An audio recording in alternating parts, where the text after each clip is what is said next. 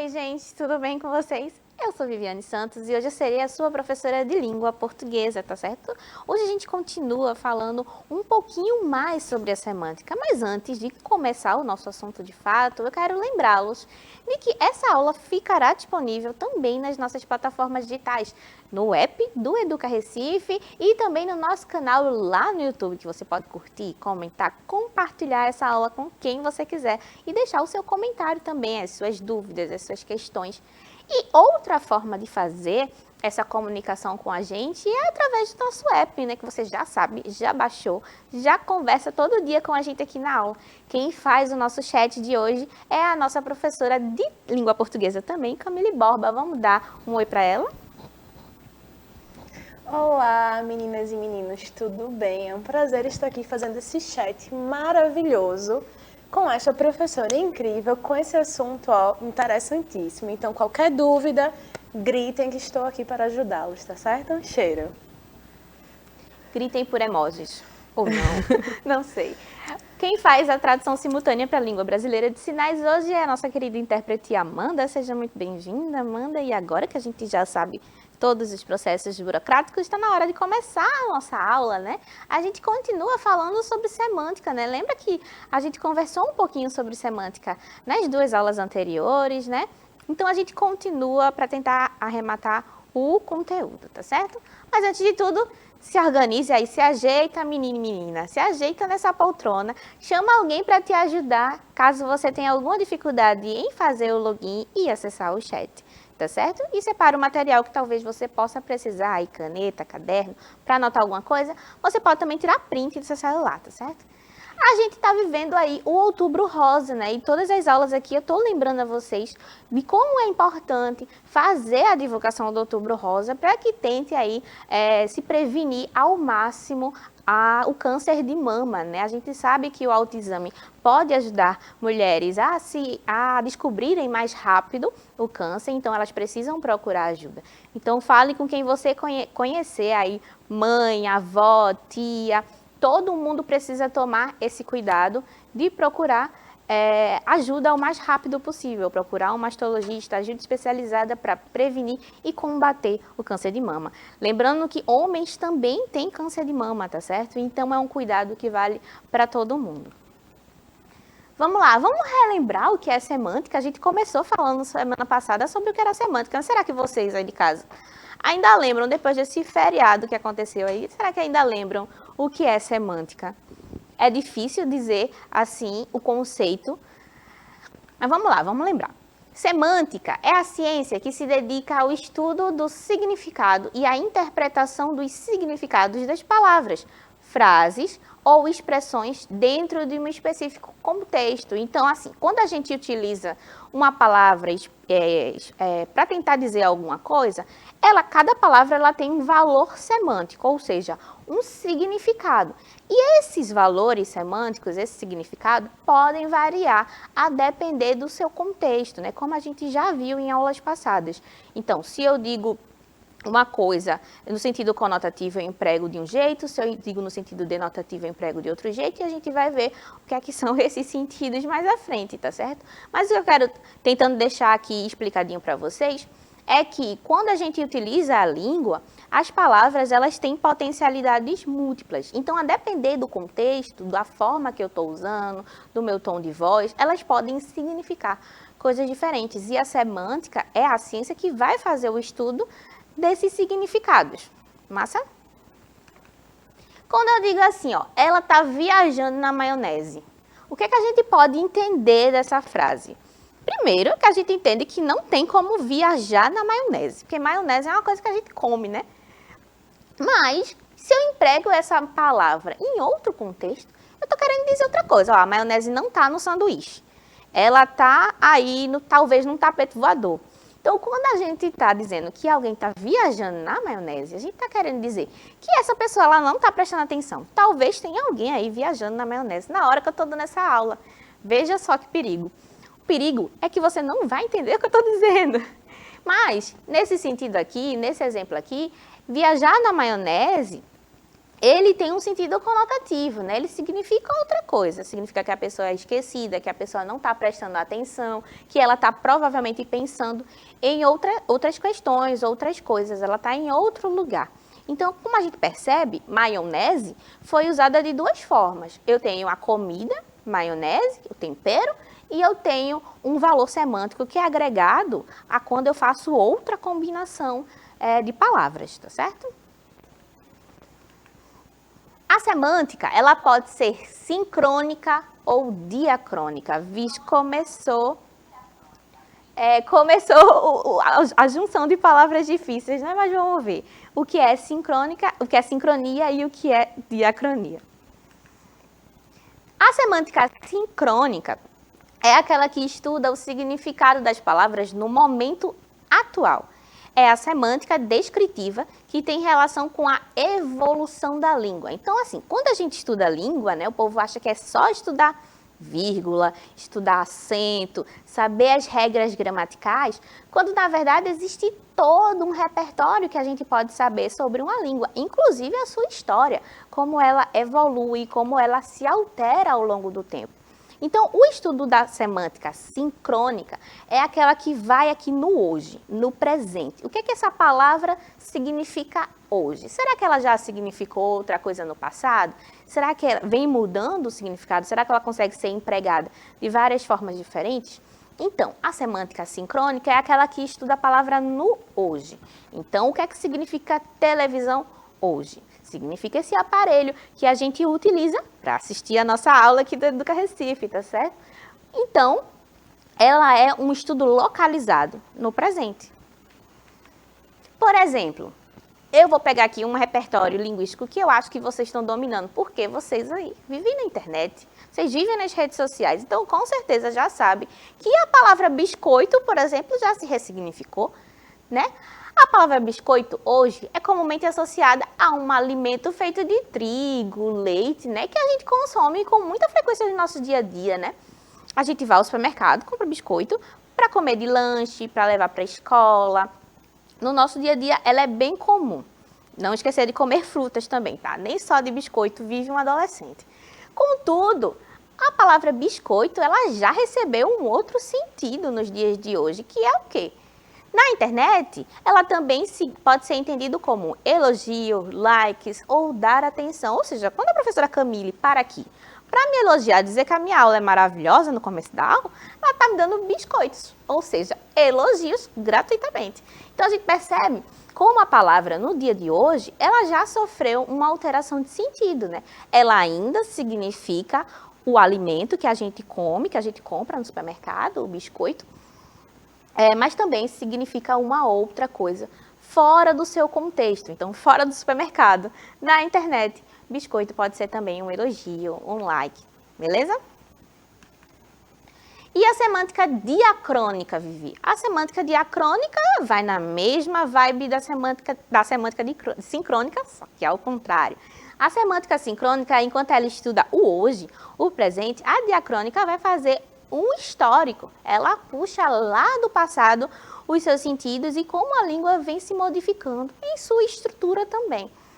Então, vamos lá. A semântica diacrônica é aquela que estuda o significado das palavras em um determinado espaço. É a semântica histórica que tem relação com o tempo passado. Então, eu puxo lá de trás para entender como é que o português, essa língua que a gente usa todo dia, está se transformando, né? Será que ela é a mesma língua do período da colonização, por exemplo? Será que ela é a mesma língua do período, sei lá, do século XV, lá em Portugal? Claro que não, né? A língua se modifica o tempo todo. Então, a gente consegue, através da semântica diacrônica, fazer esse recorte, estudar o que é que vem mudando na nossa língua. Por exemplo, eu trouxe aqui 3 exemplos de semântica diacrônica, que na verdade é um exemplo só, né? É a palavra você. A gente usa você e sabe o que ela significa, a quem a gente se referencia. Contudo, será que ela sempre foi escrita dessa forma? Não, né? A gente tem aqui, ó, vossa mercê. Então, ó, há um tempão atrás, Na época, assim, da colonização, a gente falava assim, vossa mercê, vossa senhoria, né? Então, é um certo respeito. Depois, vossa mercê virou vós-me-cê, tá certo? Uma forma de falar mais rapidamente, né? A gente está sempre tentando fazer com que a língua se encaixe aqui para a gente falar da forma mais fácil possível. Então, eu tenho estruturas que são difíceis, que com a fala muito rápida, quando eu preciso me comunicar com alguém e talvez tenha alguma dificuldade no meu aparelho fonador, que é esse aparelho que a gente utiliza para externar, ou porque eu falo muito rápido, ou porque a região que eu moro tem um sotaque diferente e as palavras vão se modificando aos nossos ouvidos. Então, vossa mercê virou vós-me-cê e vós-me-cê se encurtou ainda mais e virou você. Então, essa mudança na estrutura de como a gente escreve a palavra você é um exemplo de semântica diacrônica, ou seja, essa palavra ela vem mudando ao longo da história, até chegar nos dias de hoje. E olha só o que acontece com ela. Ela também se modifica. Então, não é porque a palavra chegou a gente do jeito que está, que ela não vai sofrer mais alteração nenhuma. Especialmente a gente que está se adequando aí entre usar a escrita com as nossas mãos, né, o que a gente escreve, e a escrita digital, a gente também está fazendo certas adaptações à linguagem. Então, a gente já tem o você escrito de outras duas formas, o V e o C, que é uma abreviatura, e a gente também tem o CE, acento circunflexo, que é uma forma de encurtar a palavra. Então, essa mudança já é uma mudança sincrônica. Essa mudança, desculpa, está acontecendo hoje, tá certo? Então, hoje, a gente faz esse uso. Os outros usos do você, que eu mostrei para vocês no slide anterior, ele se dá de forma diacrônica, porque ele vem ao longo da história. Esse aqui está acontecendo hoje, os dois. Então, quando eu situo em determinado espaço, eu consigo entender o que é que acontece hoje, o que é que aconteceu no passado. Outras ideias básicas para que você entenda o uso da semântica. Vamos ver quais são essas outras ideias, o que é que mais a gente pode tirar desse assunto, né? A gente já viu tanta coisa. O sentido de conotação ou conotativo, que eu falei, que eu citei no começo da aula, assim, bem apressada que eu sou, mas vamos lá. Conotação é quando as palavras são aplicadas em sentido figurado, além de depender do contexto em que estão inseridas. Por exemplo, Eduardo partiu o coração de Mônica. Então, quando eu estou dizendo isso, é óbvio que eu não estou sendo literal, né? Senão seria um crime, inclusive. Mas, quando é possível dizer Eduardo partiu o coração de Mônica, e vocês vão me entender, não é legal? Então, o que é que eu estou querendo dizer com isso? Que Eduardo provavelmente terminou o relacionamento dele amoroso com Mônica, ou atraiu de alguma forma, contou alguma fofoca, fez algo que a desagradou. Então, quando eu digo que Eduardo partiu o coração de Mônica, eu sei que, inclusive, que Mônica está triste com relação a Eduardo. Então, é um sentido aí conotativo, porque ele não é literal. Eduardo não partiu, de fato, o coração de Mônica, tá certo? Mas partiu de forma sentimental, amorosa. Então, essa estrutura da língua é um sentido conotativo. Massa? E o sentido denotativo? Denotativo é o oposto, né, minha gente? Quando a gente tem uma coisa que é literal, a gente tem a verdade. Quando é verdade, é o sentido denotativo. Denotação é o sentido real da palavra ou frase. É exatamente o contrário da função conotativa. É o significado literal e original presente no dicionário. Então, se antes Eduardo tinha partido o coração de Mônica, e isso não era sentido literal, agora a gente tem que Eduardo partiu o pé da mesa. Eduardo está aprontando horrores hoje. Então, veja bem, quando ele parte o pé da mesa, é possível realmente quebrar o pé da mesa. Então, essa mesa já não está mais inteira. Então, quando a gente utiliza essa estrutura do que pode ser real, o que realmente pode acontecer, a gente tem o sentido denotativo. Professora, temos aqui um relato. Carlos disse o seguinte: pô, prof, eu nunca parti o coração de ninguém, não. Ele disse que era mais provável alguém ter partido o dele. Mas é aquilo, né? Às vezes a gente parte, às vezes a gente tem o coração partido e tudo bem, Carlos. Eric ainda agora, ó, comentou, tudo tem seu tempo.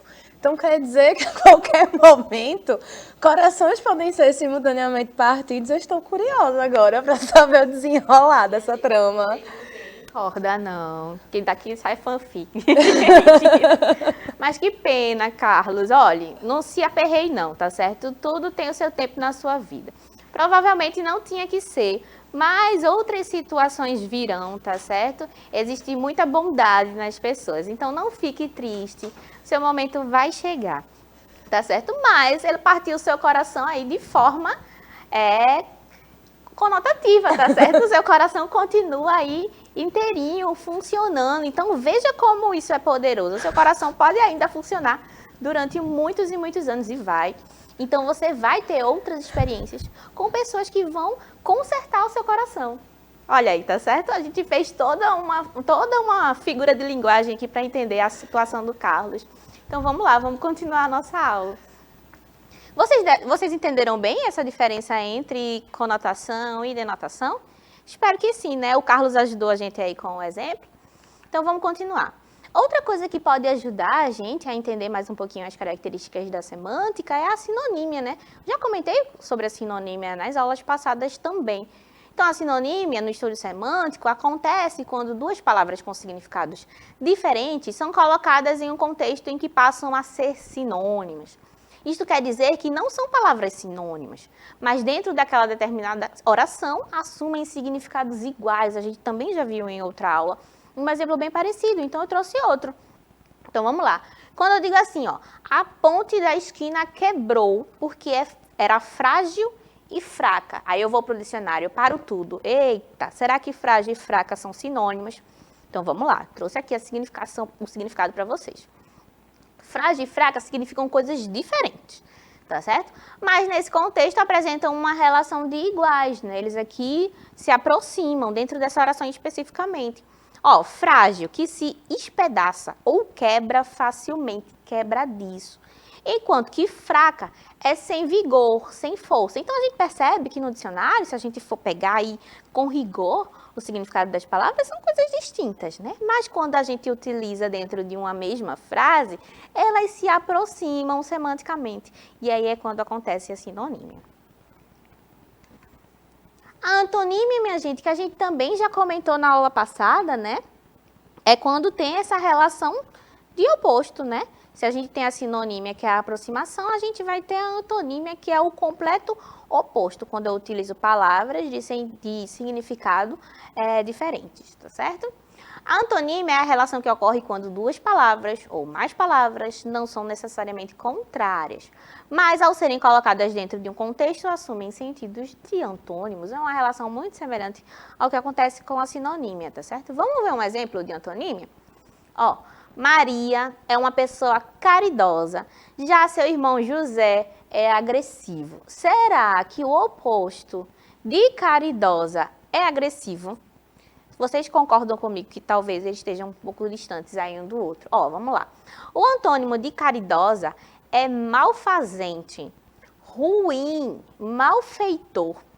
Então, uma pessoa que não faz o bem, ela faz o mal. Nessa ideia aqui de antônimos, tá, gente? Nem necessariamente uma pessoa que não faz o bem faça o mal, mas nesse sentido aqui de contrapor ideias, sim.